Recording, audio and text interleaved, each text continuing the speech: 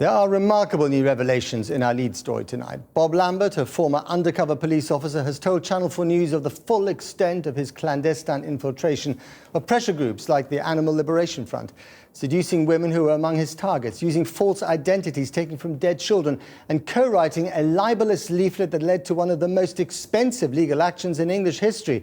The issues raise fundamental questions about the nature of undercover policing. Did his senior police handlers know of what he was doing? Did they approve? Did the Home Office know? And is any of it worth the human cost? Our Home Affairs correspondent Andy Davis has this, the second of his exclusive reports. Of the numerous police spies exposed recently, Bob Lambert is the most senior and most controversial. Fated by colleagues as once one of Scotland Yard's most effective undercover operators in their elite special demonstration squad. He now faces investigation over allegations of firebombing, of taking a dead child's identity, of appearing in court under a false persona, and, incredibly, of not just seducing his targets, but fathering a child with one of them. How many children did you have while you were undercover? One. Did your bosses know that you'd fathered a child while undercover?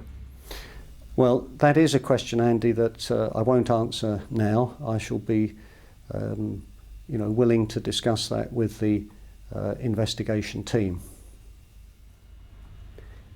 Why can't you answer that now? It's a fairly simple question. I just choose not to. This is Bob Lambert, progressive academic, giving a speech on Islamophobia 18 months ago. His secret, undercover past, moments away from being exposed by a group of former activists. We'd like to talk to you about your infiltration of London Greenpeace and your abuse of female campaigners. What are you ashamed of? He would run, but the rapidly unfolding scandal of undercover policing would soon engulf him. Headline after headline followed, revealing the outrage of some of the four women who for so many years had no idea their former lover had in fact been a special branch officer with a wife and 2 children. 2 of the women spoke out on Channel 4's Dispatches last week. You hear about people having their phones hacked. Well, that's nothing compared to what happened to me and what happened to us. Absolutely nothing. It's like our bodies were hacked. It's just unforgivable. For my body to be used to gain intelligence on a protest group, yeah, I feel like, well, I was raped multiple times, wasn't I? It's like being raped by the state. It was Jackie with whom Bob Lambert had a child. The circumstances surrounding any support he provided for that child are disputed. There are now around a dozen women previously involved with undercover officers who are suing the Metropolitan Police. Jackie has used the phrase, "It's like being raped by the state." Yes, I mean, I have read that, and I can understand why it must feel like that. A lot of people would consider this to be one of the most morally reprehensible aspects of the whole policing undercover story. The fact that you went in undercover, not only had sexual relationships, but in one case fathered a child, and then disappeared.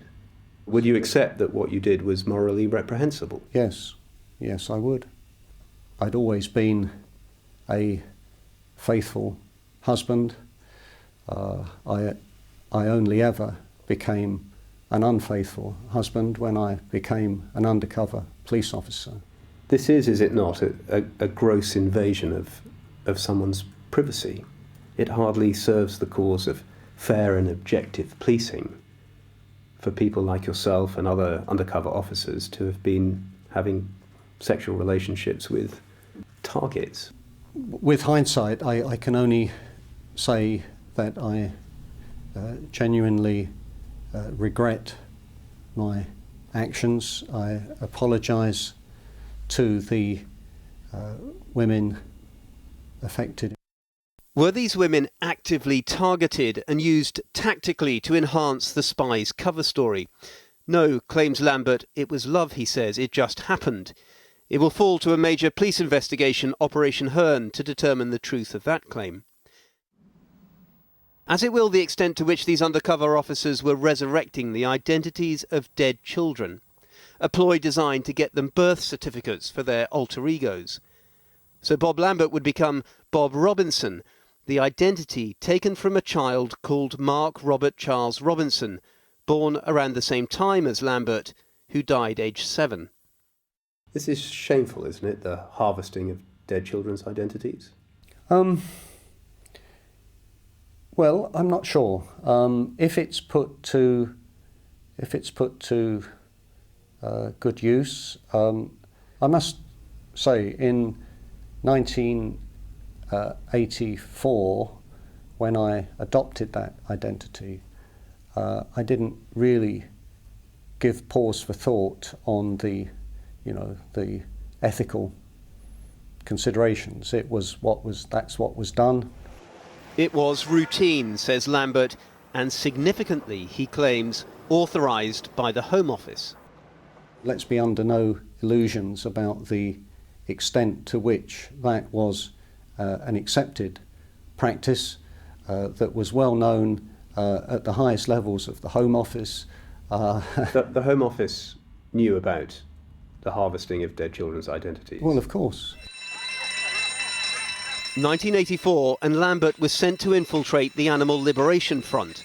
A hardcore wing had become increasingly violent, with sabotage, letter bombs, and then a firebombing campaign.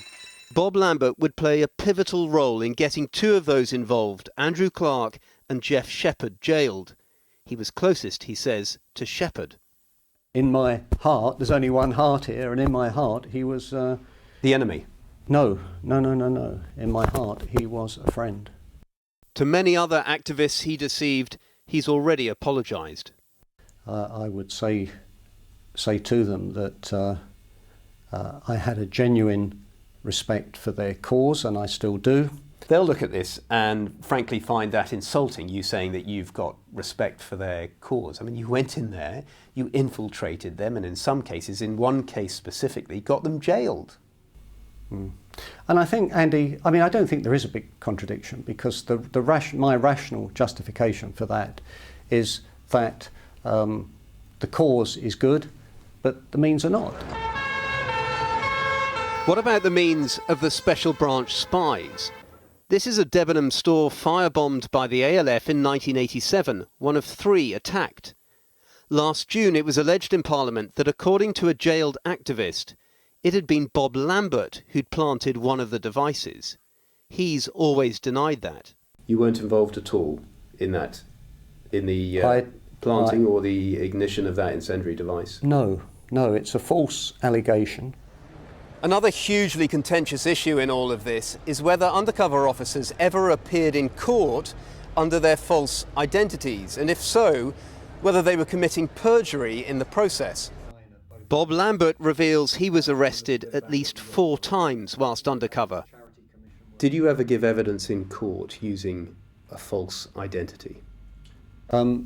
Yes, I was, on occasions I was arrested as Bob Robinson, and, to maintain cover, I went through the process of arrest, detention, and on occasions appearing in court. You were committing perjury, weren't you, by going into court using a false name under oath? No, I think the position was that I was maintaining cover as Bob Robinson. So the court was possibly made aware, or the judge was made aware of your role? Well, that's what needs to be established. There is a great deal which needs to be established here.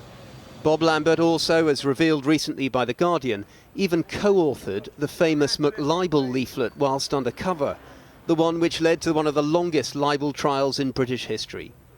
Still working as a lecturer, he says he'll cooperate fully with any investigation. A man many see as widely discredited, hoping he may have at least salvaged a modicum of acclaim for his later work linking Special Branch to Muslim groups. My reputation is never going to be sort of redeemed for many people. And I don't think it should be. I think I made serious mistakes that I should regret, and I always will do. Then I think the only real comfort I can take from my police career is the fact that the Muslim Contact Unit was about learning from mistakes. And what lessons about undercover policing will be learned from this emerging story of the Special Demonstration Squad? For 40 years integral to policing in this country, it's argued, but at what cost?